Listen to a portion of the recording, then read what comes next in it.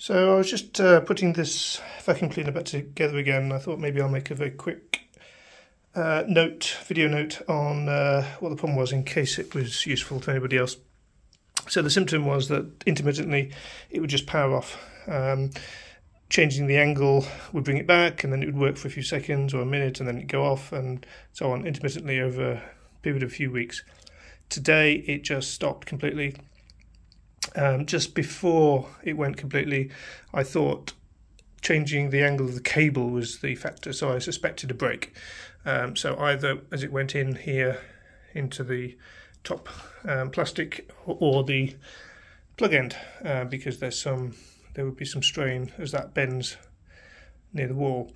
So obviously I put a new plug on there, and I kept chopping off the cable kind of an inch at a time or something, until I managed to get continuity. So that was easy, sort of electrically, but the difficulty I had was getting in to the top. So this plastic piece that goes there is obviously easy with the 3 screws, so that was no problem. But the silver bit was a bit more tricky. I was able to lever up around the side here with the plastic clips that are common these days, but it still seemed to be held in somehow over the side.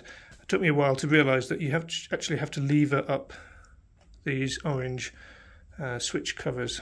Just put a screwdriver in, jiggle them around.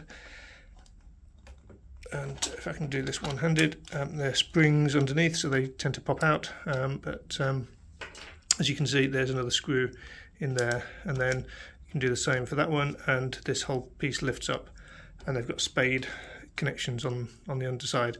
I just resoldered onto the cable that I was making onto that switch, and then just joined it on there, and there's a sort of foamy cover thing that goes on there, so that'll fit back in there, and so that will be done. So anyway, hopefully that's helped somebody not to damage quite as much of the plastic that I was doing here.